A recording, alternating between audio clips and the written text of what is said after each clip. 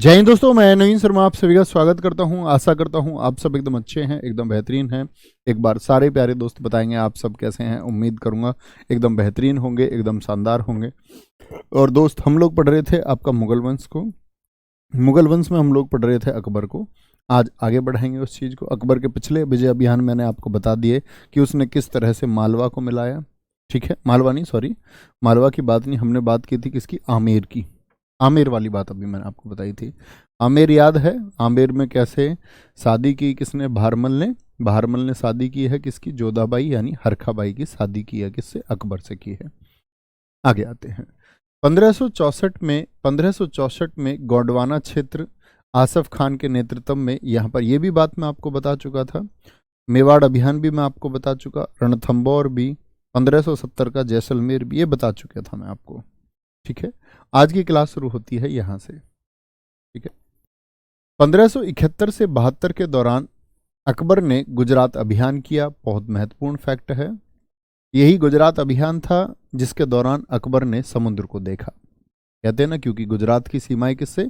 समुद्र से लगी हुई है। तो कहते हैं किस अभियान के दौरान अकबर ने गुजरात, या बोले अकबर ने गुजरात के समुद्र को देखा, या सिर्फ समुद्र भी कहे तो आप जानते ना गुजरात, बोले यस और नो कि गुजरात की सीमाएं समुद्र से लगी हुई हैं। हाँ जी। तो यहां पर जो शासक था गुजरात में वो था मुजफ्फर थर्ड। मुजफ्फर थर्ड यहां पर शासन कर रहा था। अकबर के इस गुजरात अभियान को द्रुतगामी अभियान आपका स्मिथ ने कहा है। विंसेंट स्मिथ जो इतिहासकार है उसके द्वारा कहा गया है। द्रुतगामी से भैया क्या मतलब है? द्रुतगामी का मतलब होता है दोस्त बहुत तेज अभियान। बहुत तेज कैसे? देखो, यहां पर अकबर कहां पर है? अकबर आपका बच्चे क्या बोलोगे? आगरा में था। अकबर का जो हेडक्वार्टर था वो था आगरा। और गुजरात में होता है विद्रोह। यहां पर किसने विद्रोह कर दिया? मुजफ्फर थर्ड ने विद्रोह कर दिया। अकबर को जैसे ही यह सूचना मिली कि मुजफ्फर थर्ड ने विद्रोह किया है, अकबर गया, जाकर के उस विद्रोह को दबाया। लेकिन जब वो विद्रोह को दबा रहा है गुजरात में, तभी उसको खबर मिलती है भैया अब आगरा में किसी ने विद्रोह कर दिया है। आगरा में यहां पर इस्माइली जाति का एक सरदार था। इस्माइली एक संगठन था। ठीक है, इस्लामी नहीं, इस्माइली। इस्माइली एक संगठन था। तो इस्माइली लोगों ने यहां पर विद्रोह कर दिया। वो यहां पर इकट्ठा हो गए। अब बेचारे के लिए दिक्कत यह है कि अब फिर वापस अब यार वहां जाए। तो कहते हैं अकबर ने ये पूरी यात्रा 11 दिन में तय कर ली है। क्या बोलेंगे? अकबर ने ये यात्रा 11 दिन में तय कर ली है। और इसी अभियान के बाद में जब इसको जीत लिया तो इसने फतेहपुर सीकरी, आगरा की स्थापना की है 1575 में। एक शहर बसाया गुजरात विजय के उपलक्ष्य में। ठीक है सर, आज लाइट बेस्ट है, यही लाइट, हाँ ठीक है, यही लाइट रखेंगे। सही है ना लाइट एकदम? अब छतरी रखी है, अब आंखों पर जोर पड़ता है छतरी से। थोड़े दिन में हम ये छतरी लगा के हमारी दिखना बंद हो जाएगा। स्टूडियो से बाहर जाया करेंगे तो कुछ दिखेगा ही नहीं। तुम्हारे लिए बेस्ट है, चलो रख लेंगे इसको। ठीक है, तो द्रुतगामी यानी तेज अभियान कैसे किया? आगरा से गुजरात गया और फिर वापस आगरा गया 11 दिन के अंदर। 450 मील की यात्रा, इसके बारे में स्मिथ लिखता है कि उसने इसको तय किया। 1581 में काबुल, अफगानिस्तान वाला क्षेत्र। 1585 में कश्मीर अभियान किया। इसी अभियान में क्या हुई थी? आपकी बीरबल की मौत हुई थी। बीरबल को हम पढ़ेंगे आज। यही अभियान था जिसमें बीरबल की मौत हुई थी। अच्छा, बीरबल का नाम कितने लोगों ने सुना है ये बताएंगे। 1591 में आपका जो कश्मीर के बराबर पाकिस्तान वाला सिंध क्षेत्र जीता। 1600 में, मतलब परफेक्टली 1600 नहीं कह सकते, 1599 से 1600 के दौरान अकबर ने क्या किया है? अहमदनगर और बीजापुर की शासिका थी चांद बीबी, इस क्षेत्र पर अधिकार किया। दरअसल में मुगल अब्दुल रहीम खाना के नेतृत्व में प्रयास तो 1595 से ही कर रहे थे। 1595 से ही उनकी नजर थी किस पर?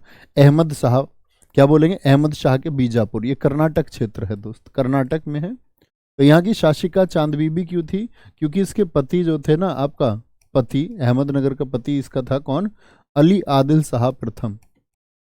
अली आदिल शाह की मौत हो चुकी थी, अली आदिल शाह प्रथम, प्रथम इसके पति है। तो मौत हो गई चांद बीबी के पति की। तो चांद बीबी ने संघर्ष किया है मुगलों से, ठीक है। चांद बीबी ने संघर्ष किया अपने पति की मौत में, अपने अल्पवयस्क बच्चे का संरक्षिका बन के, क्यूरेटर बन के, रीजेंट बन के, उसका जैसे बैरम खा रहा था अकबर का। तो 5 साल तक के इस संघर्ष के बाद में तब अकबर पराजित कर पाया था। अकबर क्या, अब्दुल रहीम खाने खाना, अब्दुल रहीम खाने खाना, ठीक है, वो उसने नेतृत्व किया इस युद्ध का। असीरगढ़, असीरगढ़ का किला बहुत इंपॉर्टेंट है बच्चे, मध्य प्रदेश बुरहानपुर में है ये।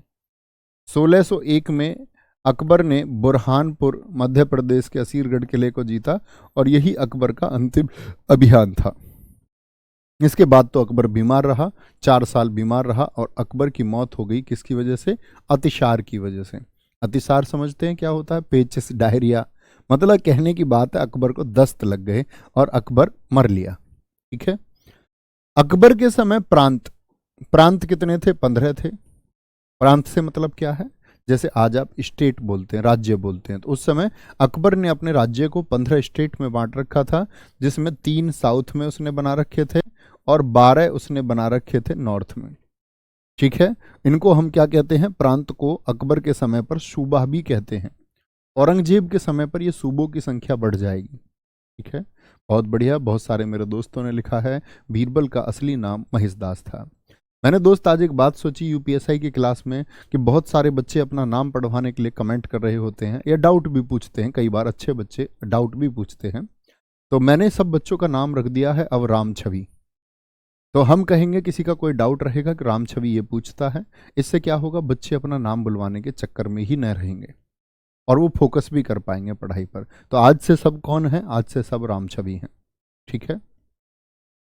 कोई दिक्कत, आगे आते हैं, सही रहेगा ना ये। अकबर की स्थापत्य कला की बात पर आते हैं। अकबर ने क्या क्या बनवाया, क्या क्या क्वेश्चन पूछे जाते हैं। हुमायूं का मकबरा, दिल्ली की मरम्मत किसने करवाई है, हुमायूं का मकबरा दिल्ली की मरम्मत किसने करवाई, इसी ने। दरअसल में मैं आपसे पूछूं कि हुमायूं का मकबरा ये तो किसके आदेश पर बना है, आपका हुमायूं के ही आदेश पर बना, लेकिन उसको उसकी पत्नी ने, हमीदा बानो ने तैयार किया, ठीक है। यहाँ देखेंगे आपका। तो जब इसका आपका क्या बोलोगे, हुमायूं का मकबरा जो है दिल्ली की इसने मरम्मत कराई, तो हुमायूं के मकबरे को हम मुगलों की कब्रगाह कहते हैं। क्या बोलते हैं, मुगलों की कब्रगाह, ग्रेवयार्ड ऑफ मुगल्स, मुगलों की कब्रगाह या graveyard of Mughals, graveyard of Mughals. यानी यहां पर मुगल परिवार के बहुत सारे लोग दफन थे, मुगल परिवार के बहुत सारे लोग दफन थे। यानी 250 के करीब कब्र हैं इस हुमायूं के मकबरे के परिसर में, 250 के करीब, ठीक है। जो भी मुगल मरे उसको यहीं दफना दिया जाए। फतेहपुर सीकरी की स्थापना इसी ने की है आपका। आगरा का किला जो 1983 में बच्चे यूनेस्को में लिस्टेड हुआ, यूनेस्को में भारत के कितने स्थल हो चुके हैं, अब 42 स्थल हो चुके हैं। क्या बोलोगे, यूनेस्को की जो विश्व विरासत सूची है, विश्व विरासत सूची में शामिल हो चुका है। पहले 40 स्थल हुआ करते थे ना, अब 42 हो चुके हैं।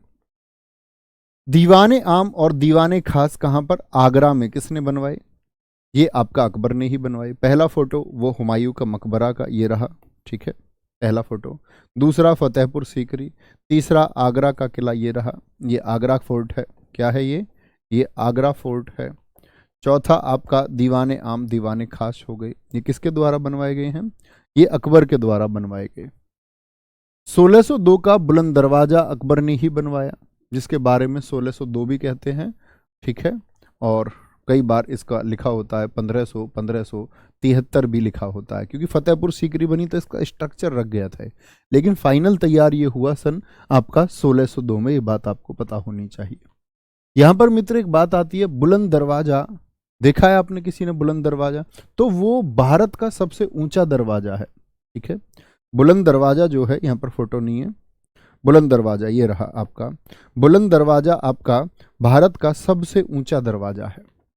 बुलंद दरवाजे के बारे में दो बातें याद रख लेना। पूरे विश्व का सबसे ऊंचा गेट इसको बोलते हैं। बुलंद का मतलब ही होता है ऊंचा। बुलंद दरवाजे की जो ऊंचाई है, यानी इसकी जो हाइट है, बुलंद दरवाजे की जो हाइट है वो याद रख लेना 53.63 मीटर है। यानी कि आप 54 मीटर याद कर सकते हो। इसकी ब्रेथ यानी कि चौड़ाई की बात करें, इसकी ब्रेथ यानी कि चौड़ाई की बात करें तो 35 मीटर है। क्या बोलोगे? 35 मीटर है। 42 सीढ़ियां इसके अंदर हैं। 42 सीढ़ियां, क्या बोलोगे? 42 सीढ़ी, सीढ़ी नहीं लिख सकते, 42 एक प्लूरल नंबर है, बहुवचन नंबर है, तो सीढ़ियां ही लिखना सही रहेगा। 42 सीढ़ियां इसके अंदर हैं, ठीक है, 42 सीढ़ियां। 1583 का इलाहाबाद का किला बनवाया आज भारतीय सेना का। भारतीय सेना का दोस्त क्या है? ये आपका हेडक्वार्टर है। पंचमहल फतेहपुर सीकरी में बनवाया है, आगरा में बनवाया है। किसने बनवाया पंचमहल आपका? क्या बोलोगे? पंचमहल दोस्त आपका बनवाया है आपका अकबर ने। अकबर का मकबरा सिकंदरा में स्वयं अकबर ने बनवाया, स्वयं। क्या बोलोगे? अपना मकबरा खुद ही बनवा लिया, मरने के बाद नहीं, जीते कि मरने के बाद, मरने के बाद मुझको यहां दफनाया जाए। अब ये मत कहना जी मकबरा तो मरने के बाद बनता है, तो मरने के बाद अकबर ने कैसे बना लिया। मरने की एक बड़ी अच्छी कहानी सुनाऊंगा तुमको आज, ठीक है, आगे आएंगे।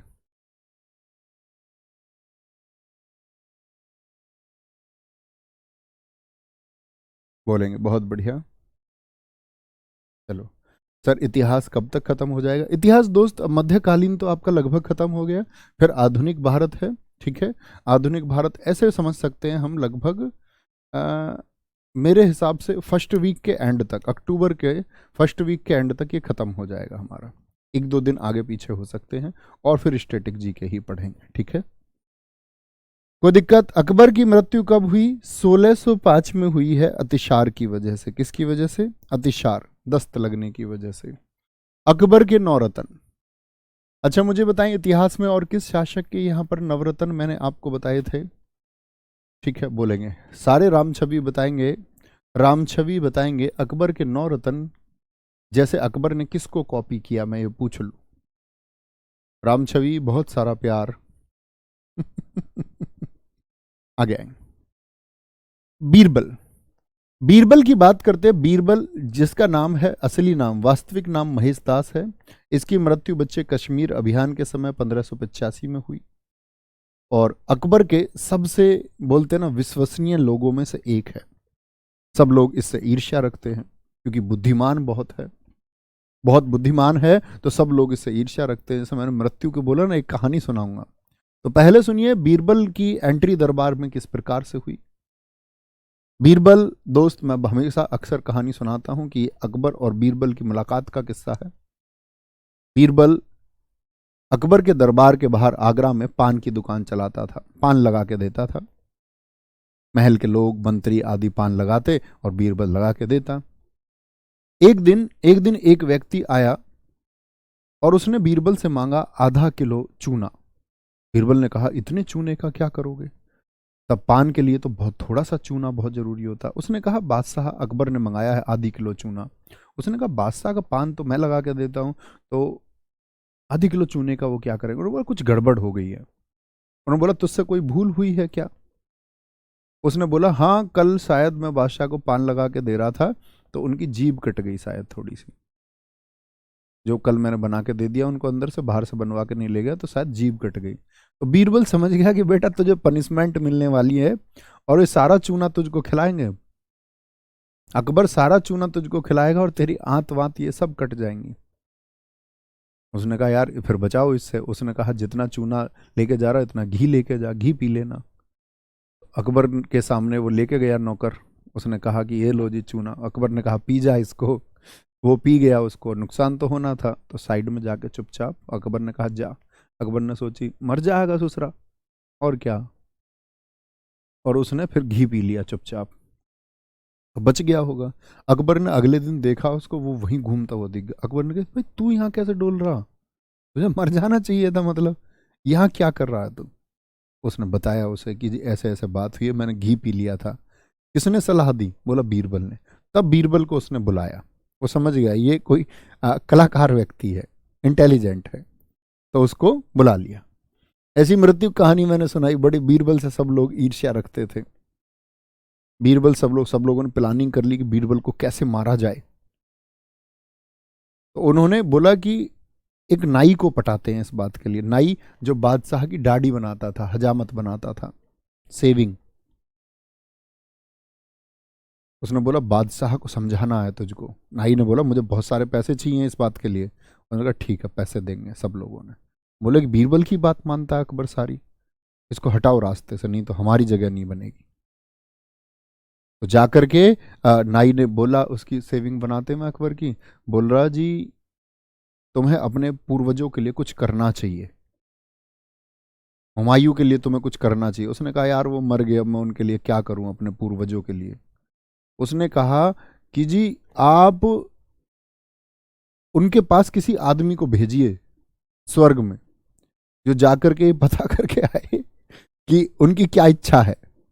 अकबर ने कहा ऐसा हो सकता है? उसने कहा हाँ मेरे पास कुछ तांत्रिक लोग हैं जो समाधि बनाए अगर किसी आदमी की, और मिट्टी में किसी व्यक्ति को ऐसे और रखा जाए, दफना ऐसे बोला कि मिट्टी में दबा दिया जाए किसी आदमी को, तो वो सीधे स्वर्ग चला जाएगा। और बोला कुछ मंत्र पढ़ेंगे तो सीधे हुमायूं के पास ही जाएगा और उससे पूछ के आ जाएगा।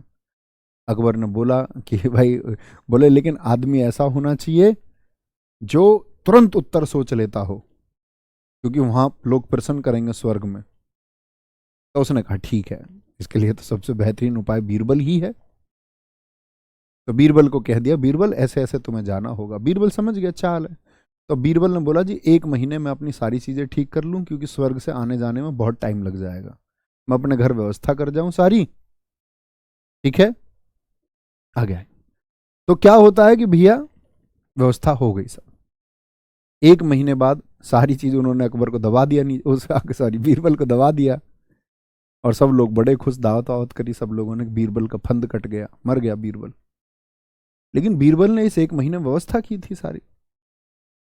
तो बहुत दिन बाद बीरबल आया। बीरबल ने संदेश भिजवाया अकबर के नाम पर कि जी हुमायूं के हाल ठीक नहीं है वहां पर, हुमायूं दिक्कत में है बड़ी। तो वापस से आए वो, तो दाढ़ी बढ़ी हुई थी। उसने कहा जी दिक्कत क्या है हुमायूं को? उसने बोला जी स्वर्ग में वैसे तो सब चीज ठीक है, लेकिन आपके पूर्वजों की दाढ़ी बहुत बढ़ गई है, और वो वहां पर एक नाई की डिमांड कर रहे हैं कि उनकी दाढ़ी काट दे जो जाके। नाई समझ गया, और बीरबल ने इतने दिन वेट ही किया था कि उसकी दाढ़ी बढ़ जाए, इतने महीनों बाद तभी आया वो। तब वो समझ गया, उसने बताई नाई ने जाके अकबर को सारी बात, जी ऐसे ऐसे प्लानिंग कर रहे थे इसके खिलाफ। तो मतलब वो इंटेलिजेंट है। अकबर तुम्हें पता ही है, अकबर तो अनपढ़। अकबर को लोग चाहिए बुद्धिमान अपने पास। अकबर ने सबसे बेहतरीन चीज ये की है कि बुद्धिमान लोगों को अपने पास रख लिया। अबुल फजल की पुस्तक अकबरनामा लिखी है। अबुल फजल दूसरा रत्न है, और अकबरनामा का ही तीसरा भाग आईने अकबरी कहलाता है। आईने अकबरी जो अकबर के बारे में बताती है। कितने भाग हैं? 3 भाग हैं इसके। और किस भाषा में है दोस्त? ये फारसी भाषा में है। किस लैंग्वेज में लिखी हुई है अकबरनामा? फारसी भाषा में। और इसके 3 भाग हैं। जो इसका पहला भाग है वो बताता है मित्र अकबर के पूर्वज, अकबर के पूर्वज, एंसेक्टर्स ऑफ अकबर, यानी अकबर के पूर्वजों के बारे में बताता है।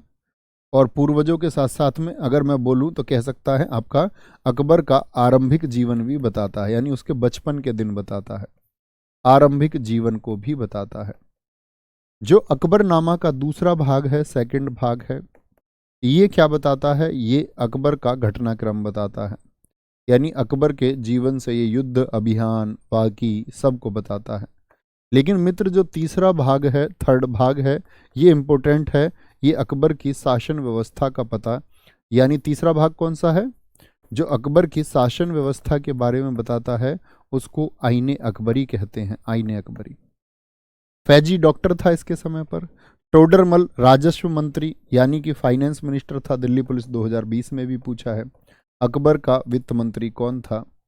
तो फाइनेंस मिनिस्टर कौन था आपका इसका? टोडरमल था।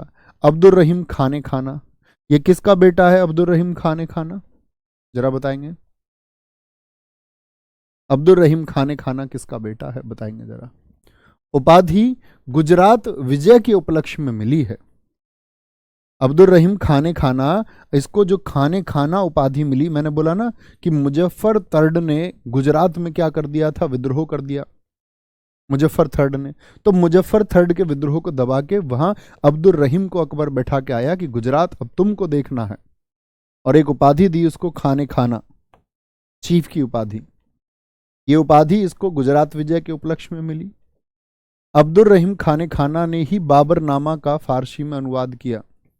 मुझे बताएं बाबरनामा किस भाषा में थी? क्या बोलोगे? अब्दुल रहीम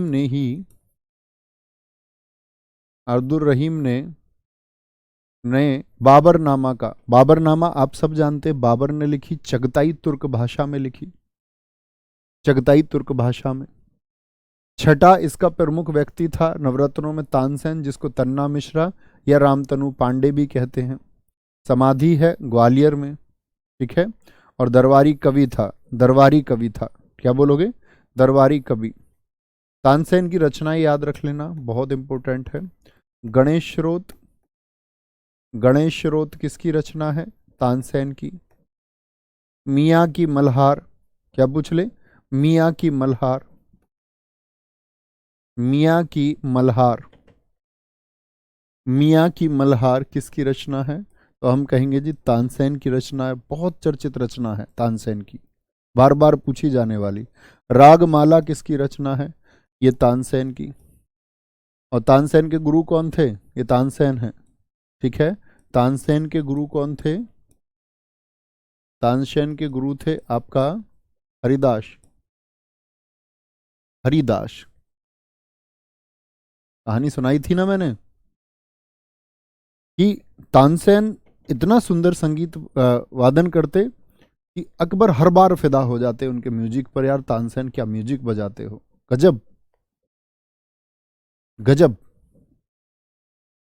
तो यहां पर जब तारीफ कर रहा होता है अकबर तानसेन की, तो तानसेन कहता नहीं जी मैं कुछ नहीं हूं, मेरे गुरु हरिदास जी का म्यूजिक सुने। तो अकबर ने कहा बुला के लाओ। बोला आते नहीं है, उनको मतलब नहीं है राजा वाजा से, कौन राजा, क्या राज दरबार।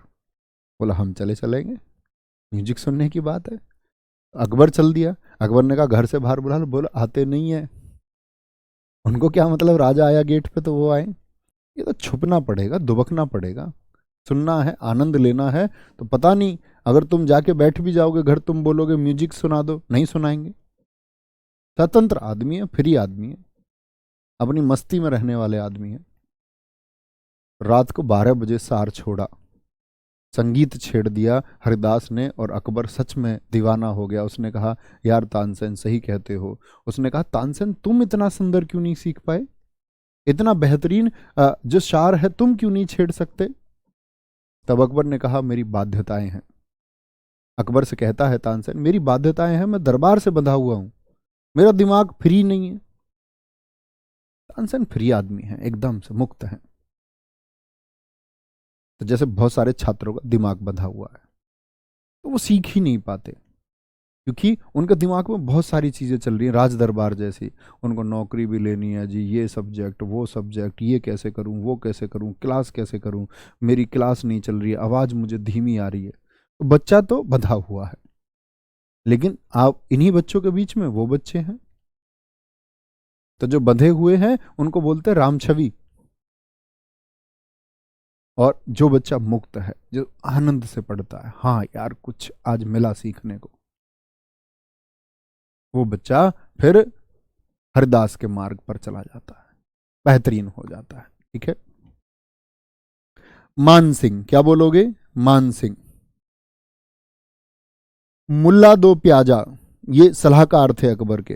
ये सेनापति याद है ना, जिन्होंने अकबर के सामने संधि कर ली थी, आमेर के लोग। तो तभी तो मिला मान सिंह को, जो हल्दी घाटी में लड़ा। फकीर अजीउद्दीन, ये आपका 9 लोग हैं। महाभारत और रामायण का फारसी में अनुवाद भी अकबर के समय हुआ। अकबर ने बहुत सारा अनुवाद कराया, ठीक है। किस नाम से? रजमनामा नाम से हुआ था। महाभारत और रामायण को रजमनामा नाम दिया गया। अकबर ने जगत गुरु की उपाधि हरि विजय सूरी को दी और योग गुरु की उपाधि जिनभद्र सूरी को दी। मैंने आपको कहा था ये सूरी किस समुदाय से थे, किस समुदाय के लोग थे जो अकबर के पास गए थे? बोले जैन थे कि बुद्ध थे? तो आप कहेंगे सब जैन थे। अकबर ने सूर्य नमस्कार किससे करना सीखा? एक पारसी गुरु थे दस्तूरजी राणा। अकबर के समय पर ही समकालीन कवि रहे तुलसीदास, यानी अकबर के समय ही रामायण की रचना हुई थी। अकबर अब्दुल नबी की चप्पलें अपने सिर पर उठाता था। अब्दुल नबी एक संत था, उसको बहुत पूजता था। ठीक है, अब्दुल नबी को बहुत पूजता था अकबर। चलो आगे आएंगे, आगे आएंगे। रामछवि पूछ रहे हैं कि सर आपने बताया नहीं कि इनसे पहले नवरत्न किसके दरबार में थे। रामछवि बहुत पहले बता चुका। आप शायद रेगुलर छात्र नहीं है रामछवि। ये सही है। इतने कमेंट सेक्शन में घट गए हैं, नाम जैसे ही बच्चे का लिया जाता इतने फालतू के कमेंट बच्चे करने लग जाते। अब जब से सबका नाम रामछवि हुआ है तो आज का चैट रेट 80% नीचे गिर चुका है, आज सिर्फ 20% पर है। तो बहुत सही तरीका मुझे तुरंत ही आज सुबह सूझा। अब्दुल नबी की चप्पलें अपने सिर पर उठाता था। Very good. बहुत सारे रामछवियों ने उत्तर दिया है कि नवरत्न जो थे वो नवरत्न चंद्रगुप्त द्वितीय के समय थे।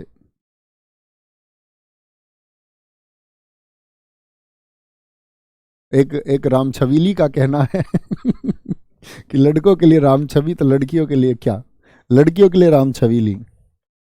आगे आएंगे। अकबर का पुत्र है जहांगीर। अकबर की मौत के बाद में कौन आया? जहांगीर। जहांगीर का शासनकाल मित्र मैंने आपको शुरुआत में ही बताया है, शुरुआत में ही बताया है।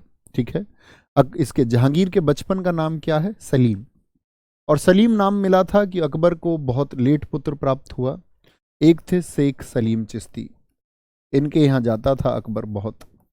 इनसे जाकर के शेख सलीम चिश्ती से जाकर के फरियादे करता कि मेरे पुत्र पैदा हो, तो इनके पुत्र पैदा हुआ। शेख सलीम चिश्ती कहाँ रहते थे?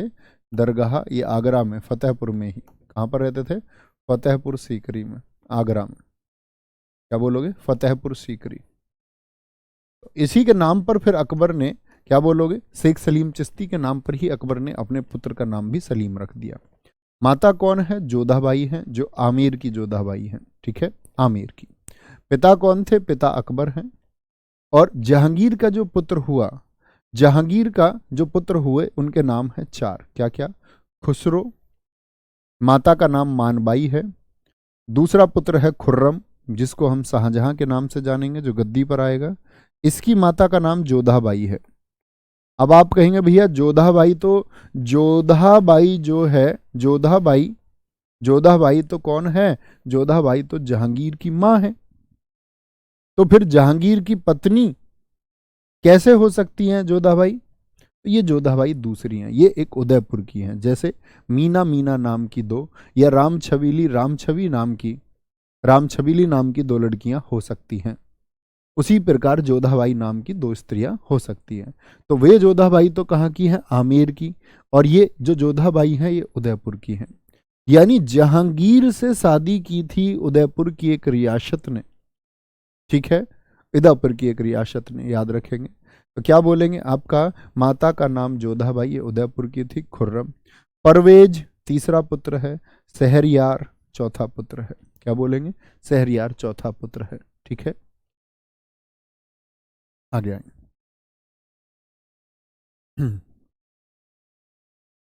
बोलेंगे जी, बोलेंगे एक बार।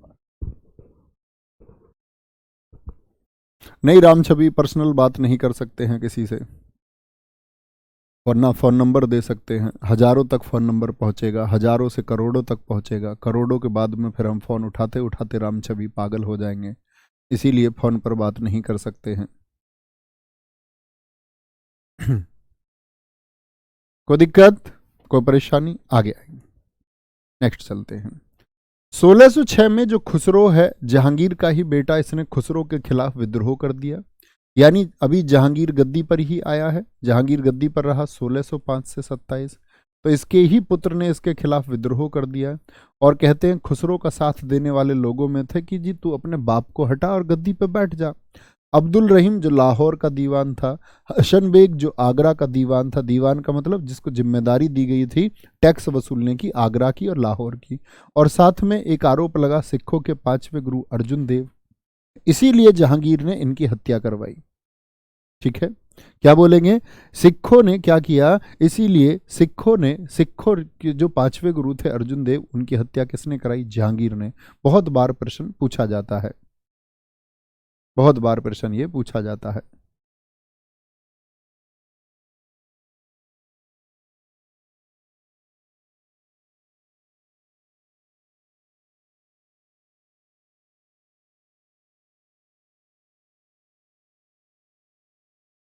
एक रामछवि हमारे मित्र का पूछना है कि अब्दुल रहीम खाने खाना या रहीम के जो दोहे हैं वो एक ही हैं। नहीं दोस्त, रहीम वो भक्ति काल के रहीम हैं, ये आपका मुगल काल का अब्दुल रहीम है।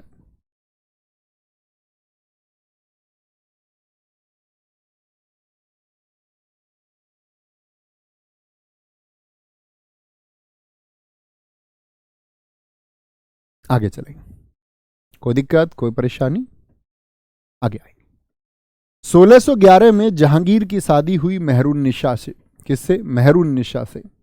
इसको क्या बोलते हैं, मीना बाजार में, ये मुगलों के बच्चे ये मीना बाजार में लड़कियों को ताड़ते हुए घूमते थे। तो यहाँ मेहरुन्निसा इसको दिखी और मेहरुन्निसा को इसने कहा था नूर ए जहां। क्या बोलोगे, नूर ए जहां, यानी पूरे जहान की रोशनी, उसको ऐसे बोलता है।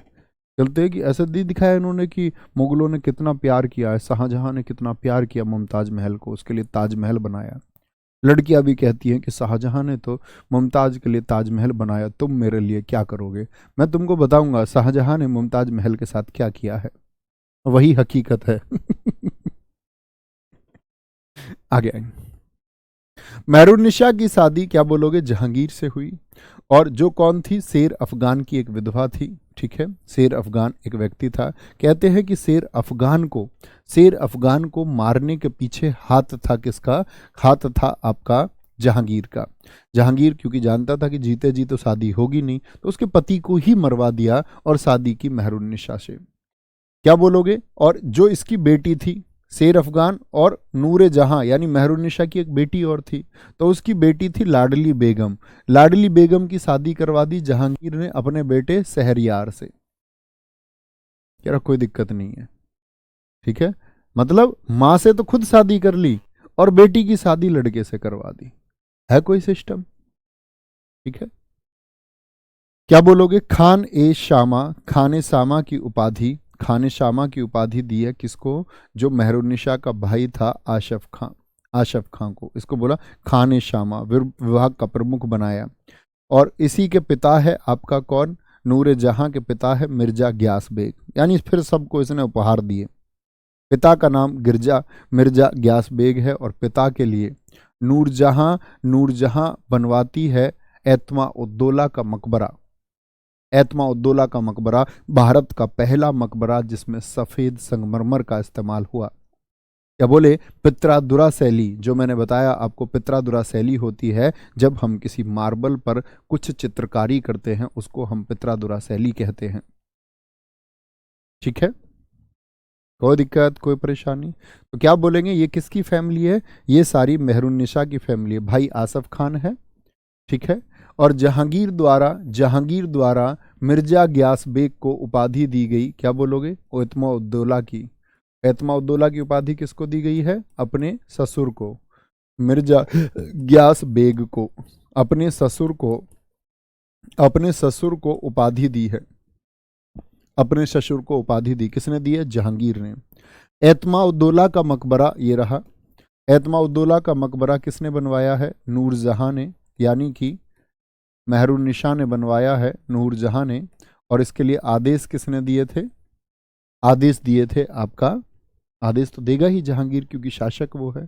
एतमा उद्दौला का मकबरा कहाँ पर है, आगरा में है। और सफ़ेद संगमरमर से बनी ये पहली इमारत है। यानी कि ताजमहल में तो बहुत बाद में आपका संगमरमर का प्रयोग हुआ, उससे पहले तो भारत की पहली इमारत बनी सफेद संगमरमर से पूरी इमारत। वो कौन है? एतमाउद्दौला का मकबरा है। इसमें पित्रादुरा शैली का इस्तेमाल हुआ है। पित्रादुरा का मतलब होता है बच्चे पत्थर पर नक्काशी, मार्बल पर। इसको छोटा ताज भी कहते हैं, बेबी ताज भी कहते हैं, इसको बेबी ताज भी कहते हैं। एक हमारे मित्र राम छवि का कहना है, उस नाई का क्या हुआ जो जो आपका बीरबल के खिलाफ साजिश कर रहा था, उसको छोड़ दिया गया, दंडित किया गया, अन्य लोगों को भी दंडित किया गया। कहानी का सार समझा करो, सारी कहानी नहीं।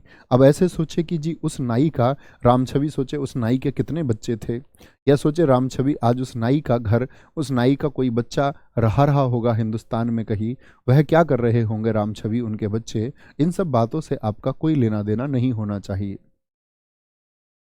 ठीक है? कोई दिक्कत, कोई परेशानी? आंखें बंद करके बोल लिया करो एक बार। स्कैन टेक्निक याद है ना, जो मैंने बताई थी कि जीएस को लंबे समय तक कैसे याद रखें? शुरुआती दिनों में ही बताई है, प्रैक्टिस सेशन में कई बार बताई है कि जब पढ़ो नोट्स बनाओ तो एक बार अस्त याद किया करो।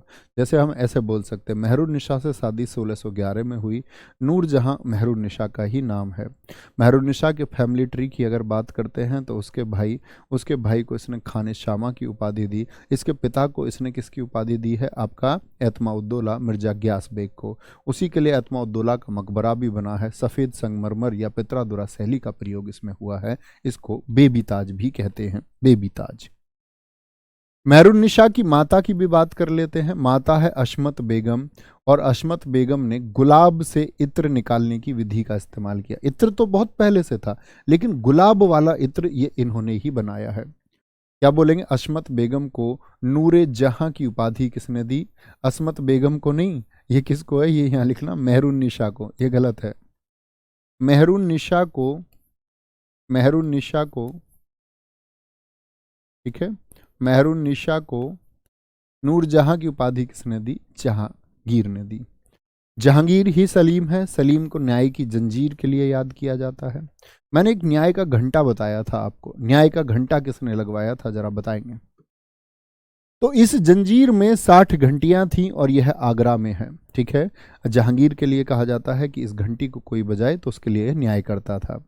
जहांगीर ने ही अंग्रेजों को व्यापार के लिए दस्तावेज दिया, यानी इसके समय पर ही हॉकिंस आएगा, मिडल्टन आएगा, ठीक है, एडवर्ड मुनरो जैसे लोग आएंगे, थॉमस आएगा। वो मैं बताऊंगा आपको कैसे है, वो अंग्रेज आगमन जब हम पढ़ेंगे तब जानेंगे। जहांगीर के समय आने वाले अंग्रेज कौन कौन से हैं जी? जहांगीर के समय आने वाले अंग्रेज कौन कौन से हैं? बहुत बढ़िया। राम छवि पूछ रहे हैं पित्रादोला का क्या मतलब है? पित्रादोला तो मैंने कहीं बताया ही नहीं राम छवि, मैंने बताया पित्रादुरा। और पित्रादुरा मैंने बताया कि मार्बल पर नक्काशी करना, पत्थर पर नक्काशी करना, पत्थर पर डिजाइन बनाना ही पित्रादुरा शैली है। ताजमहल की दीवारें कभी आप घूमने जाएंगे या ताजमहल के फोटो को जरा देखें ध्यान से और उस इमेज को जूम करके आप देखेंगे तो आप देखेंगे उस पर नक्काशी हुई है, उसी को पित्रादुरा कहते हैं राम छवि। पित्रादोला कुछ नहीं होता। बहुत बढ़िया, बहुत शानदार, वेरी गुड, बहुत शानदार। हाँ, ये आज एकदम ठीक हुआ है। मैं कहूँ तो बहुत सारा फोकस बच्चों का है, बहुत सारा। ये सही चीज हमने ढूंढ ली है एक। और नहीं तो आप जानते ही हैं कि सबको क्या होता है कि किसी अन्य बच्चे का नाम बोला गया तो तुम सब में राम की छवि है।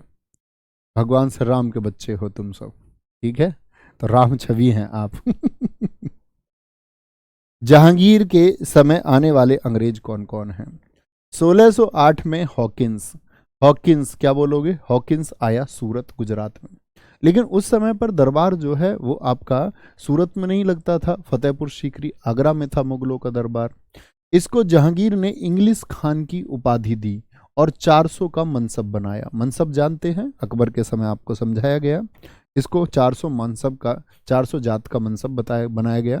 इंग्लिश खान क्यों? क्योंकि अंग्रेज आदमी है, अंग्रेज आदमी है। जहांगीर के सामने जैसे ही आया उर्दू बोलने लग गया। जहांगीर ने कहा अरे तेरी ये क्या बवाल है, अंग्रेज आदमी उर्दू बोल रहा धड़ाधड़।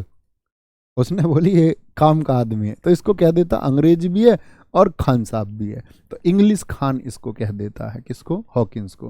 हॉकिंस बेचारा उर्दू उर्दू इसीलिए बोल रहा था कि जहांगीर से कुछ व्यापार की परमिशन ले पाए, क्योंकि सन 1600 में अकबर के समय ईस्ट इंडिया कंपनी बन चुकी थी।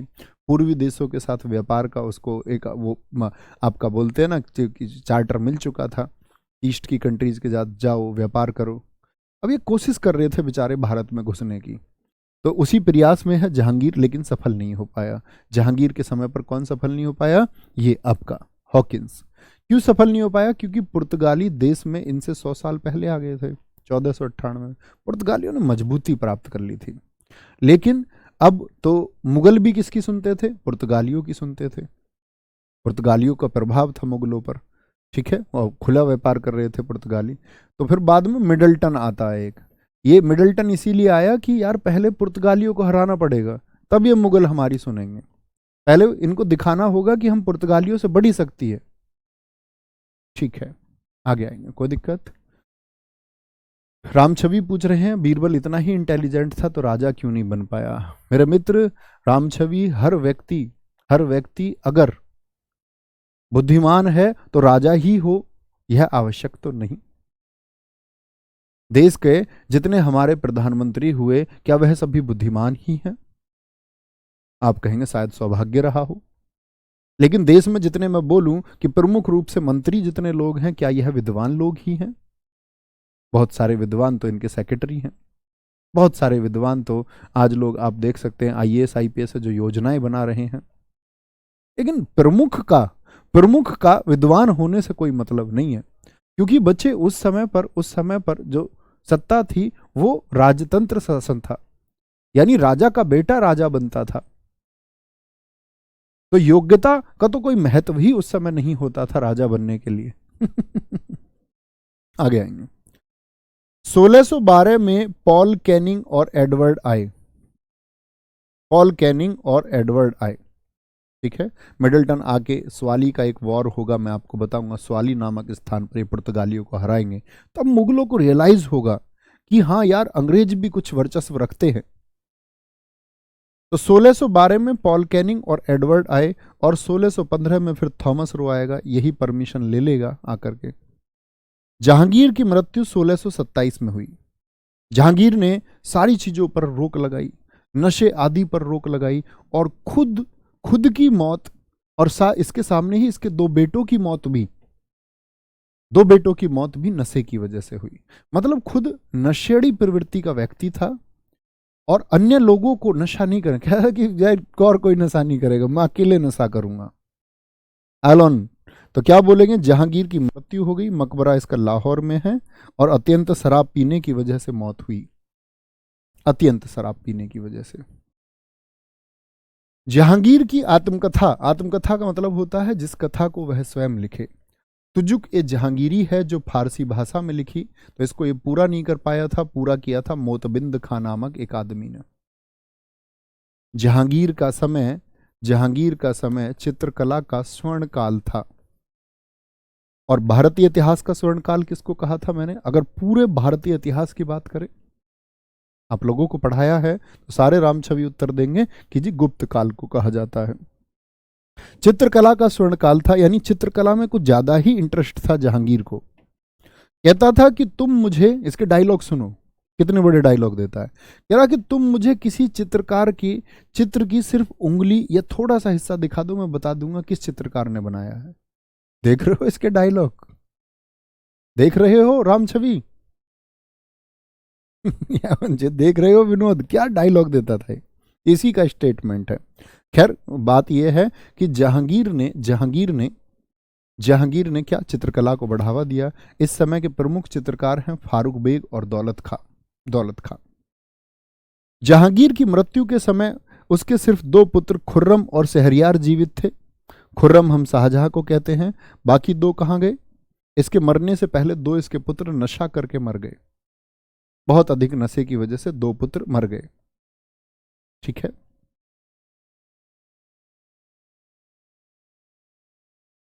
कोई दिक्कत, कोई परेशानी?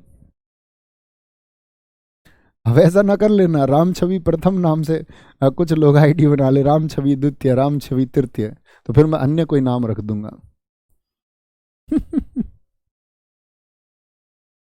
अब बना भी लेगा आईडी तो उसे थोड़ी पता है कि राम छवि मुझको ही कह रहे हैं, किसी और को कह रहे होंगे।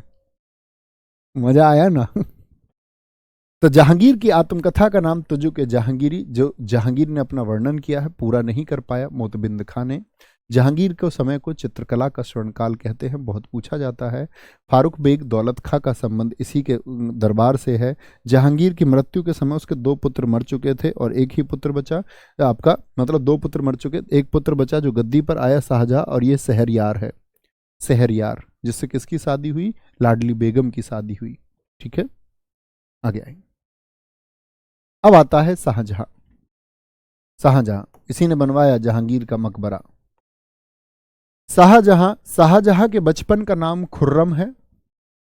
जहांगीर ने ही इसको शाहजहां कहा था, पूरे जहां का शासक। शाहजहां की माता का नाम जगत गोसाई है, जिसको हम जोधाबाई कहते हैं, जो कहाँ की थी आप समझ ही गए होंगे। अब ये कहाँ की है, उदय सिंह, यानी कि उदयपुर की। ये आमेर की नहीं है। आमेर की कौन है, आमेर की है जो अकबर की पत्नी है, अकबर की पत्नी है, यानी कि जो जहांगीर की माँ है। तो शाहजहां की माँ कहाँ की है, उदयपुर की। शाहजहां की पत्नी का नाम है अर्जुबंद बानो बेगम, जिसको हम मुमताज महल के नाम से जानते हैं। और बहुत सारे इतिहासकारों ने बहुत सारा झूठ लिखा है कि मुमताज महल बहुत सुंदर थी।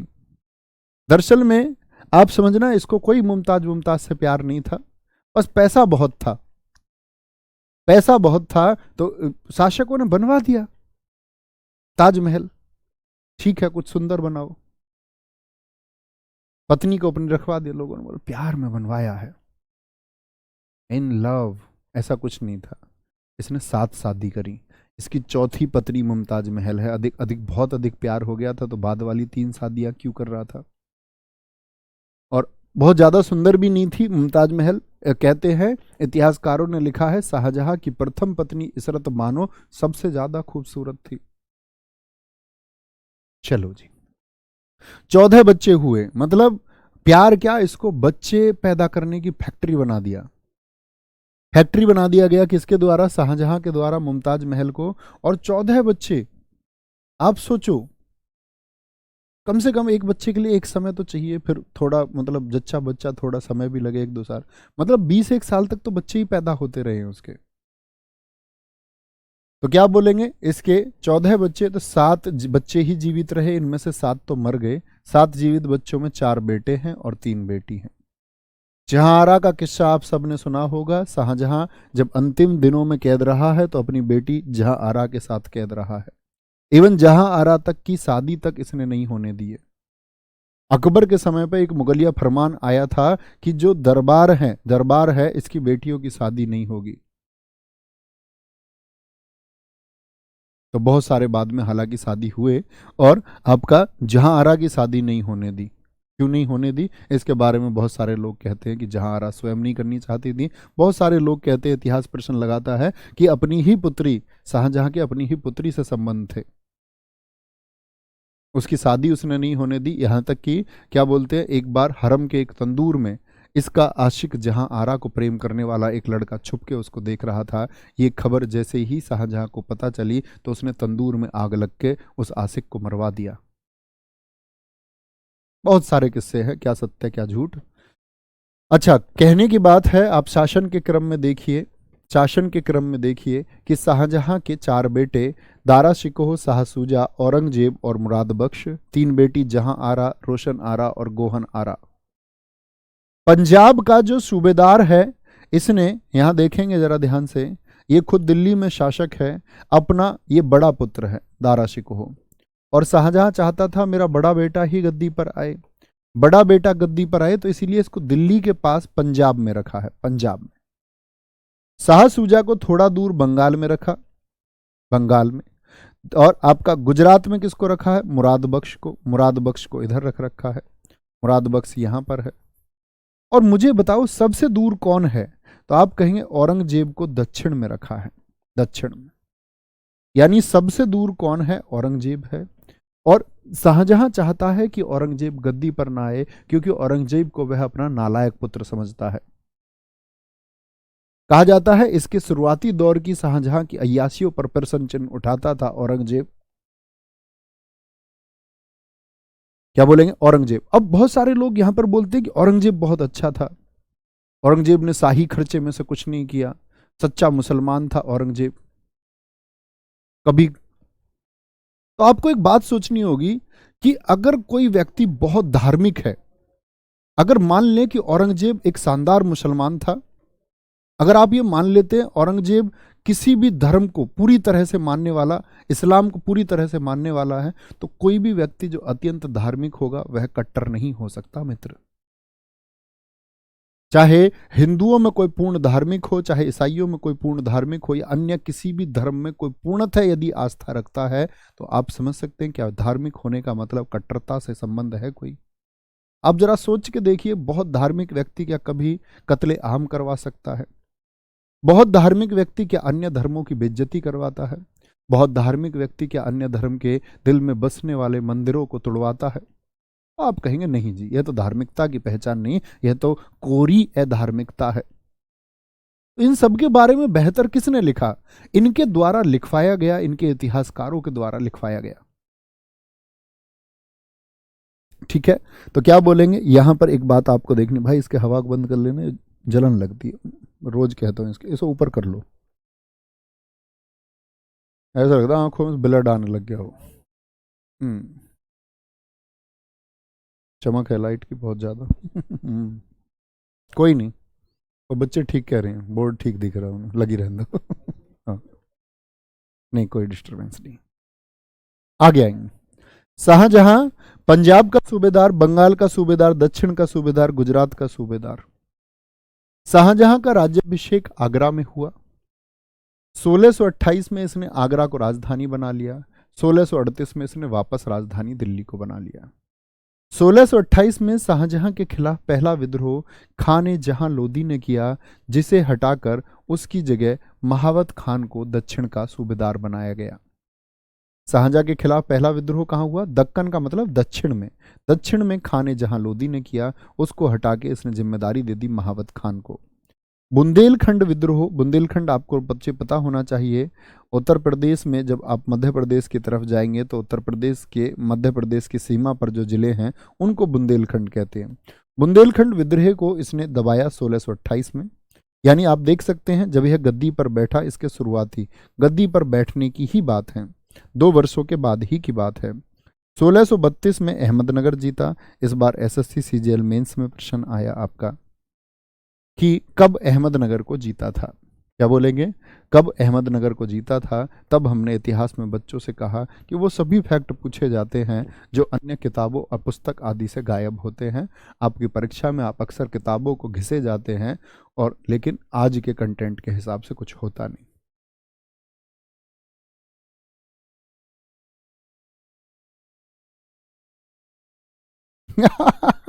बिल्कुल राम छवि, एकदम सही बात है तुम्हारी।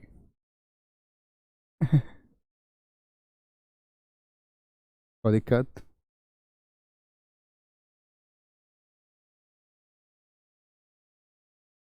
बड़े शानदार छात्र हैं आप राम छवि। कह रहे हैं सर आप दिक्कत मत उठाइए, लाइट की अगर आपकी आंखें लाल हो रही हैं तो हम दिक्कत उठा लेंगे। नहीं मित्र, आप तो दिक्कत उठा लेंगे। मैं मानता हूँ 95% बच्चे अच्छे और बेहतरीन हैं, वह हमारी जगह सारी दिक्कत उठा लेंगे। वह गुरु मानते हैं, गुरु भाव से, शिष्य भाव से भी रहे। लेकिन मेरे मित्र 5% बच्चा ऐसा है जिसको बिल्कुल कष्ट नहीं चाहिए। वो ये सोचता है दुनिया में सबको कष्ट हो, गुरु को कष्ट हो, किसी कष्ट हो, बस मुझे नहीं होना चाहिए, क्योंकि उसकी शिकायतें बहुत होती हैं। जिसको जीवन में कुछ नहीं करना होता उसके पास शिकायतें होती हैं करने को। कहते हैं ना कि बहुत बड़ा वह नहीं कर पाता जो शिकायतों से घिरा हुआ है, और अक्सर वही बड़ा कर जाते हैं जिनके पास कोई शिकायत नहीं होती। आगे कोई दिक्कत? कोई इतनी भी परेशानी नहीं है, मैनेजेबल है, मैनेजेबल है, कोई दिक्कत नहीं है। ठीक है। 1636 में गोलकुंडा बीजापुर का, ये आपका कहाँ कर्नाटक में ही है, इसको जीता इसने। शाहजहां के समय जो विदेशी आए वो कौन कौन है? पीटर मुंडी और निकोलस मनुची, ये इटली से आए हैं। फ्रांसिस बर्नियर और ट्रेवनियर, ये दोनों आपका कहाँ से आए हैं? फ्रांस से आए हैं, और डॉक्टर और व्यापारी हैं। यही फ्रांसिस वर्नियर था जिसने जिसने डॉक्टर है, यही गया था शाहजहां के हरम में। इसने देखा था वहां स्त्रियों का हाल। इसने लिखा है कि लगभग 8,000 स्त्रियों को शाहजहां ने बंद बना के रखा हुआ है, बंधक बना के। और हरम का मतलब सिर्फ उस स्थल पर शाहजहां जा सकता है। अगर कोई बीमार होती तो देखा यहाँ का डॉक्टर भी नहीं, शाहजहां ने डॉक्टर भी बाहर का बुलवाया है, फ्रांसिस वर्नियर, ताकि कुछ वर्णन ही ना कर पाए। ये एकमात्र, तो ऐसे इनके शौक थे सबके। ठीक है। दरबारी कवि, क्या बोलेंगे? दरबारी कवि। दरबारी कवि अगर हम बात करते हैं, अब कौन कौन रहे हैं आपका शाहजहां के? अबू कालीन पंडित जगन्नाथ, और पंडित जगन्नाथ की ही पुस्तक है गंगा लहरी। अब्दुल हमीद लाहौरी इसका दरबारी कवि रहा है, जिसकी पुस्तक पादशाहनामा है, बहुत पूछी जाती है। शाहजहां के समय को स्थापत्य कला का स्वर्णकाल कहते हैं। जैसे जहांगीर का शासनकाल मित्र मैंने बोला चित्रकला का स्वर्णकाल है, इसका चित्रकला का। उसके समय पेंटिंग को बढ़ावा मिला है। इसके समय किसको मिला है आपका? क्या बोलोगे, ये किसका गोल्डन पीरियड है? ये है आर्किटेक्चर का गोल्डन पीरियड। यहां पर इमारतें बनी, इमारतें बनी। ठीक है, इमारतें बनी। निर्माण कार्यों में प्रमुख क्या है? ताजमहल। 1631 से 1653 तक ताजमहल का काम चला। डिजाइन बनाया अहमद लाहौरी ने, और डायरेक्शन पर जो वहां लोगों को बताता रहा कैसे काम करना है, ईशा खान ने। 1983 में ताजमहल यूनेस्को की विश्व विरासत सूची में शामिल हुआ। या बोले शुरुआती स्थल, जैसे अभी मैंने बताया था आगरा का किला और ताजमहल दोनों ही 1983 में, अजंता एलोरा की गुफाएं भी 1983 में ही शामिल हुई। ये 4 स्थल थे, ये 4 स्थल थे। अब आपने एक कहावत सुनी होगी, एक कहानी सुनी होगी कि ताजमहल बनाने वालों के हाथ काट दिए थे। वो एकदम से सरासर झूठी कहानी है। हाथ काटने का मतलब है, जैसे मैं टीचर हूं, मैं एक अध्यापक हूं, और मेरी हमेशा से तमन्ना रही कि मैं पढ़ाऊं। मैंने बहुत सारी चीजें जिंदगी में छोड़ी हैं, इसके लिए बहुत सारा संघर्ष सहा है, क्योंकि अपना शौक है। 11वीं कक्षा से ही अपना शौक है कि पढ़ाना है। मुझसे कोई मेरा पेन छीन ले, मुझसे कोई ये कहे कि ये 500 करोड़ है, ये पेन छोड़ दो, और शायद ये बात तुम्हें झूठ लगे मेरे दोस्त, मैं इंकार कर दूंगा। कोई मुझसे बोले कि तुम इस तरह से ना पढ़ा करके इस तरह से पढ़ाओ मेरे मित्र, मैं इंकार कर दूंगा। क्योंकि मैंने बताया कि अपुन भी स्वतंत्र है, हरिदास की तरह। अब यहां पर एक बात है, यहां पर एक बात है कि ये जो कलाकार होता है, कलाकार अपने भाव को जीता है। कोई चित्रकार आप में से बच्चा होगा, वह जानता होगा चित्रकारी कैसे दिल से निकलती है। जिस काम को हम दिल से करना चाहते हैं वो कैसे निकलता है, वो दिख जाता है, वो प्रस्तुत हो जाता है, उसको हम महसूस कर सकते हैं। आप छात्र हैं, आप में से कोई ऐसा होगा बच्चा जो ये कहेगा भैया मैं पूरी जिंदगी छात्र रहना चाहता हूं, पूरी जिंदगी सीखना चाहता हूं। आपसे वो भाव मैं छीन लूं, मैं आपको आपसे वो भाव छीन लूं कि तुम कुछ नहीं सीखोगे, बस तुम ऐसे ही रहोगे बिगर कुछ सीखे। तो उसी प्रकार से इन कलाकारों से शाहजहां ने कहा कि आज के बाद तुम कोई इमारत नहीं बनाओगे। इसीलिए इतिहासकारों ने लिखा कि उनके हाथ काट दिए। हाथ काटने जैसा है। मेरे हाथ से कोई पेन ले ले कि तुम नहीं पढ़ाओगे, तो मेरा हाथ कट गया दोस्त। आपके हाथ से मैं कॉपी पेंसिल ले लूं, सीखने की प्रक्रिया आपकी बंद हो जाए, तो आपका हाथ कट गया दोस्त। बल्कि शाहजहां ने तो एक ताज नगरी बसाई, आज भी है ताजमहल के पीछे की तरफ। वहां इनके वंशजों को सबको बसाया, बोला राशन पानी सब मुगल मुगल दरबार की तरफ से जाएगा, अब तुम काम मत करना, तुम ये काम मत करना। तो ताज नगरी का इतिहास आप कभी जानेंगे, ताज के पीछे ही ये बसाया गया है। ठीक है। ताजमहल का पत्थर क्या है? सफेद संगमरमर से बना है रामछवि। ये ताजमहल का पत्थर कहां से लाया गया? मकराना, राजस्थान से लाया गया। मकराना कहां स्थित है मित्र? राजस्थान में। और ताजमहल पर भी क्या है? पित्रादुरा शैली का प्रयोग। लेकिन पित्रादुरा शैली का प्रयोग सबसे पहले कहां कहेंगे? पित्रादुरा शैली का प्रयोग सबसे पहले कहां कहेंगे? तो एतमा उद्दौला के मकबरे में।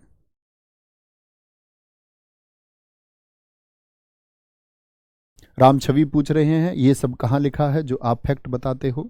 चलो मैं एक बात बताता हूं, जैसे मैंने अभी बोला लाहौरी ने एक पुस्तक लिखी, लाहौरी ने एक पुस्तक लिखी, कौन सी बताए, पादशाहनामा। इसमें मित्र कुछ लिखा होगा, पादशाहनामा। आप कहेंगे भैया ये लिखी गई है शाहजहां के समय, तो शाहजहां से रिलेटेड कुछ रहा होगा, और आप बच्चों के मस्तिष्क को विकसित करने के लिए समझाता हूं। तो आप कहेंगे जी एक किताब है मेरे पास लुसेंट, इसमें कुछ लिखा हुआ है। एक भैया येलो बुक है, इसमें कुछ लिखा हुआ है।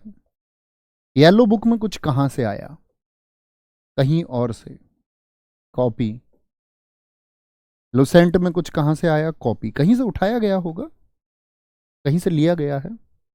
ये कॉपी जहां से आई है वहां पर क्या रहा होगा, शायद वहां भी कहीं कॉपी से आया हो, शायद उससे पहले भी कहीं कॉपी से। तो भैया कुछ ना कुछ तो मूल रहा होगा जहां से बात शुरू हुई होगी। मूल मैं मान लूं कि शाहजहां के समय की चीजें पादशाहनामा से ले ली। अब ये लाहौरी सच कह रहा है या झूठ, इस बात की क्या गारंटी है, सच या झूठ। इसके सच या झूठ का पता ऐसे चलेगा कि उस समय के जो अन्य लेखक हैं वह भी ऐसी ही बात कहते हैं, वह भी ऐसी ही बात कहते हैं, तो लाहौरी को सच मान लिया गया।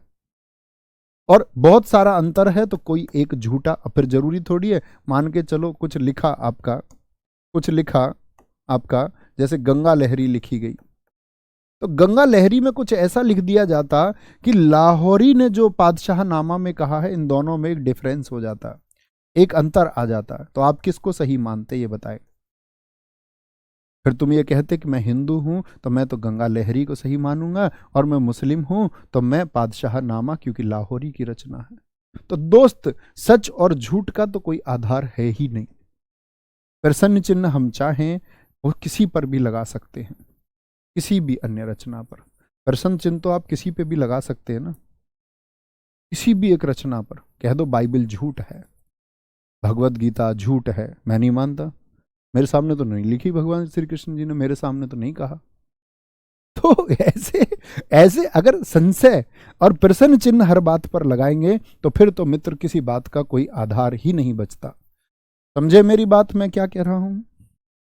तो आधार तो मानना होता है नहीं तो दोस्त फिर बताओ सत्य क्या है इस दुनिया में। मैं आपसे कहूं आप मुझे दिखते नहीं, आप है ही नहीं, आप तो मुझे ऐसा लगता है कि इंसान नहीं कोई अवतार पुरुष है, कैसे ही सिद्ध होगा आप कहेंगे नहीं भैया मैं आपके सामने हूं ये देखिए, मैं कहूंगा यार मैं सोच रहा हूं मैं खुद किसी के सपने में हूं इस टाइम। आप कहेंगे भैया कैसी बात करते हो। हीगल ने एक सिद्धांत दिया है, उसने कहा है कि ऐसा भी हो सकता है, आप सब सपना देखते हैं, सपना देखते हैं तो हम सब क्या देखते हैं, हमारे सपने में सब कुछ हो जाता है, सब कुछ, एवरीथिंग, गाड़ी घोड़ा घर मकान चाकू बंदूक पुस्तक पेपर भी छूट जाता है, सब कुछ हो जाता है। अक्सर बच्चे कहते भैया आप मेरे सपने में आए, आप मुझे पढ़ा रहे थे। तो जब सपने में सब कुछ हो जाता है तो जो अभी मैं तुमको पढ़ा रहा हूं या तुम पढ़ रहे हो सकता है ना ये सपना कोई और आदमी देख रहा हो और उसके सपने में मैं पढ़ा रहा हूं और तुम पढ़ रहे हो, और ये पूरी दुनिया एक सपने से जुड़ी हुई है।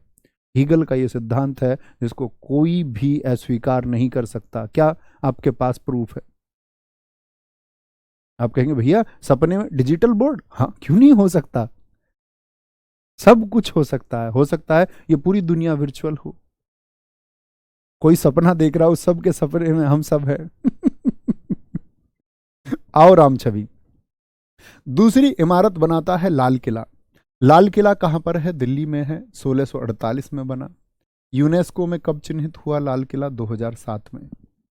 मयूर सिंहासन ये राजाओं ने अपने बैठने के लिए बनवाया, मुगलों ने, इसको लूट के ले जाएगा, नादिर शाह आएगा, उसके बारे में बताऊंगा, 1739 में।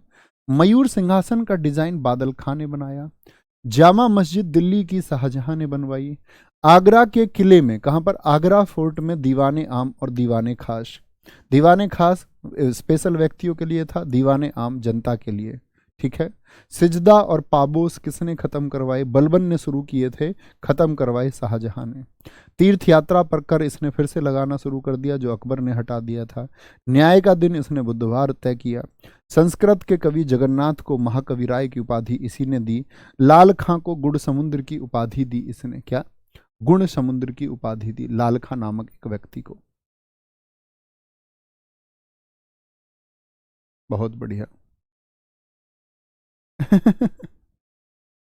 बहुत बढ़िया।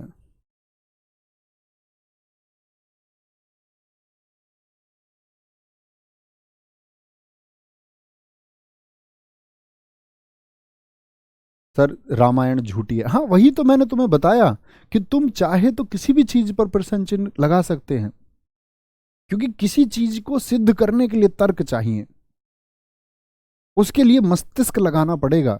अगर कोई बच्चा कोई ये बोले कि मैं रामायण को सही सिद्ध कर रहा हूं, इसका मतलब वो तार्किक बच्चा है और वो उस पक्ष में सोच रहा है। वह कहता है कि मैं विश्वास करता हूं, क्योंकि विश्वास से चीजें दृढ़ होती हैं। तब वह एवोल्यूशन करता है, वह कहता है कि रामायण में जो सिखाया गया क्या वह जरूरी है, तो वह मान लेता है यार ये शिक्षा तो दुनिया के लिए जरूरी है और जरूर ये रामायण हुई होगी, जरूर ये रामचरित्र मानस में जो लिखा है ये हुआ होगा, दुनिया को इतना बेहतरीन मार्ग आगे लोग सीख पाए, ये हुआ होगा। डिनाई करने में तो 1 सेकंड लगती है। मैं कहता हूं पूरी धरती है ही नहीं, किसी के सपने में है, तो डिनाई करने में 1 सेकंड लगती है। ओके, समझे बात को? किसी भी चीज को हमको अस्वीकार करने में कुछ क्षण लगते हैं। स्वीकार्यता तार्किकता को दर्शाती है कि आप कितने बौद्धिक हैं और उस पक्ष में कितना सोच पाते हैं। पहले स्वीकार कीजिए, फिर एनालिसिस कीजिए। सही चीज है तो स्वीकार कर लेना चाहिए, खराब चीज है तो क्यों स्वीकार करना। बाय। चलो भाई।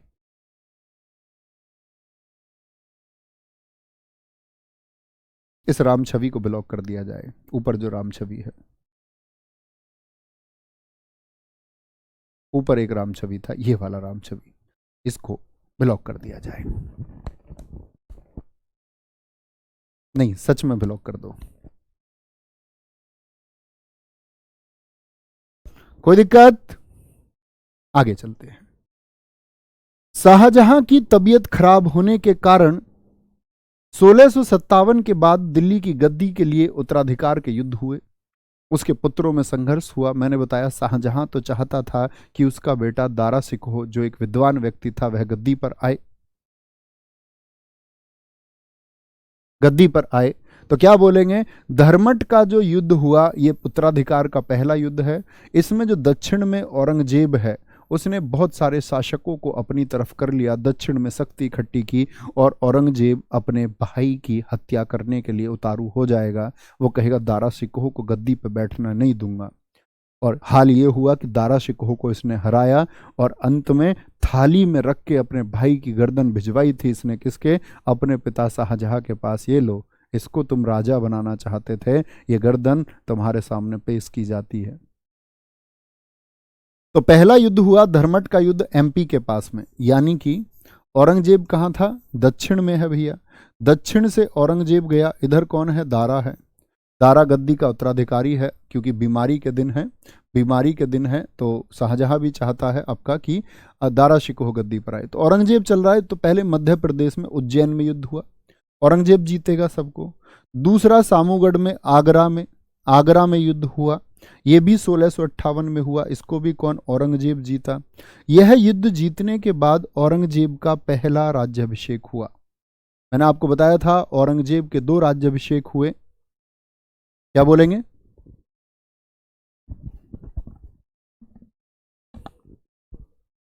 बिल्कुल, राम छवि ने पहचान लिया। राम छवि कह रहे हैं कि आपने माइक बंद करके ये बोल दिया ब्लॉक मत करो। बहुत शानदार। यह युद्ध जीतने के बाद औरंगजेब का पहला राज्याभिषेक हुआ। अब ये भी तो रहेगा कि कौन सा राम छवि ब्लॉक हो गया, कहीं मैं ही तो ब्लॉक नहीं हो गया। ऐसी स्थिति मत पैदा करना, नहीं तो कर देंगे, कोई बड़ी बात नहीं है। साइड में जाके चुपचाप बोल दूंगा, आपको पता भी नहीं चलेगा।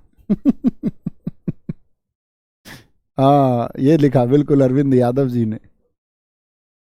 क्या बोलेंगे? धर्मट का युद्ध 1658, सामूगढ़ का युद्ध 1658। ठीक है, कौन जीता है आपका? दोनों के दोनों युद्ध, यानी औरंगजेब दक्षिण से यहाँ पहले एमपी फिर आपका यूपी आगरा में जीतते हुए दिल्ली की गद्दी की तरफ जा रहा है। और अंतिम युद्ध है उत्तराधिकार का, जो राजस्थान में भागते हुए दारा शिकोह को पकड़ के मारा गया है 1659 में। सामूगढ़ के युद्ध के बाद शाहजहां को बंदी बना लिया गया और शाहबुर्ज, जो आगरा के लाल किले में स्थित है, जिसको मुसम्मन बुर्ज भी कहते हैं, शाहबुर्ज कहें या मुशम्मन बुर्ज कहें, मुशम्मन बुर्ज, इसमें इसने शाहजहां को कैद कर लिया और खाने को भी नहीं देता था।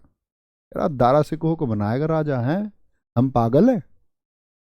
वो वाली कर दी इसने बात कि बड़ा दुख होता है जब आप योग्य होते हैं। तो कह रहा दारा सिकोह से ज्यादा योग्य मैं हूं।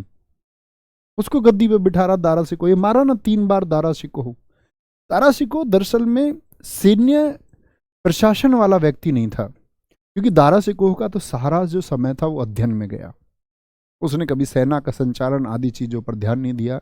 इतिहासकार कहते हैं कि दारा शिकोह अगर गद्दी पर आ जाता, दारा शिकोह अगर गद्दी पर होता तो शायद हिंदुस्तान को कहते ना कि विश्व गुरु बनने की तरफ, अध्ययन की तरफ, जो भारत की पहले से पहचान रही उसकी तरफ वह जरूर लेके जाता। दारा सिकोह को लघु अकबर, छोटा अकबर कहा था स्टेनले लैनपूल ने। लैनपूल वही है जिसने हुमायूं को कहा था लड़खड़ाता हुआ जीवन। के आध्यात्मिक गुरु मियां मीर हैं दारा शिकोह के। दारा शिकोह हिंदू विद्वान लाल बैरागी भी इसके गुरु थे। इसने 52 उपनिषदों का फारसी में अनुवाद कराया। इसने बोला कि उपनिषदों में जो ज्ञान है ये पूरी दुनिया को सीखना चाहिए, पूरे इस्लाम जगत को सीखना चाहिए। और उसने फारस या अन्य अरब देशों में उन प्रतियों को भिजवाया और नाम रखा उसका सीर ए अकबर। तो दिल्ली पुलिस 2020 आप देखेंगे, ये आपका सज्म नहीं मज्म उल बहरीन पुस्तक पूछी गई है। मज्म उल बहरीन किसकी रचना है? ये दारा शिकोह की रचना है। कादरी नाम से रचनाएं लिखता था दारा शिकोह। योग वशिष्ठ और भगवत गीता का फारसी में अनुवाद कराया कि भगवत गीता पढ़ो अरबियों। ठीक है, इस्लामिक जगत के लोगों से कहता है कि तुमको भगवत गीता पढ़नी चाहिए। शाह इकबाल इसी को कहते हैं, कादरी इसी को कहते हैं, लघु अकबर इसी को कहते हैं। समझे बात को? तो ये मैसेज दे रहा था दुनिया को कि ज्ञान का भंडार इधर है, इसको सीखना चाहिए। ठीक है, क्या बोलेंगे? तो क्या बोलेंगे? आपका 3 युद्ध हुए। कौन कौन सा हुआ? पहला 1658, ये चलता है आपका किधर? दक्षिण से चला उज्जैन के निकट लड़ा सामूगढ़ में 1658 में। फिर आपका आगरा में आया। ठीक है, आगरा में क्या बोलेंगे? आपका धर्मट के बाद में फिर लड़ता है सामूगढ़। पहले धर्मट लड़ा 1658, फिर आपका सामूगढ़, फिर देवराई अजमेर राजस्थान में इस युद्ध को पूरी तरह से जीत लिया। तो गद्दी पर कौन आ गया मुझे बताएं? कैद किसको कर लिया गया भैया? शाहजहां को। तो शाहजहां कैद हुआ 1659 में और इसको कैद करके रखता है 1666। शाहजहां कहता भाई यार बेटे मेरे औरंगजेब, कम से कम ऐसी जगह बंद कर दे जहां से मैं अपने ताजमहल को देख लूं। तो मुसम्मन बुर्ज में जहां पर इसको रखा गया वहां से ताजमहल दिखता था। ठीक है, आगरे के किले के उस मुसम्मन बुर्ज से ताजमहल दिखता था। और इस ताजमहल को देखते हुए इसके साथ इसकी कौन सी बेटी रही है यहाँ पर? जहानारा। ठीक है, तो ये यहां से देखता था। ये बात याद रखेंगे। आगे आएंगे। स्टैनले पूल इतना लंबा जी गया सर। अब यार स्टैनले पूल आधुनिक युग का आदमी है, उसने अध्ययन किया है मुगलों का, तब मुगलों के ऊपर उसने किताब लिखी है। ऐसे नहीं है कि वो हुमायूं के टाइम पर भी और यहां पर भी है लैनपूल। ये किसने कहा कि लैनपूल ने उसके समय पर रहते हुए लिखा? आज के टाइम पे मैं लिख सकता हूं ना अकबर के बारे में कुछ भी, छत्रपति शिवाजी महाराज जी के बारे में भी रिसर्च करके। तो आप क्या कहेंगे इसको कि मैं उन दोनों के टाइम पे जीवित रहा? व्यक्ति बाद में लिख सकता है कुछ भी। ठीक है, कोई दिक्कत, कोई परेशानी इस बात में? कल की क्लास को यहीं से कंटिन्यू करते हैं मित्र, आगे चलते हैं। ख्याल रखें, बाय बाय, टेक केयर, जय हिंद, जय भारत।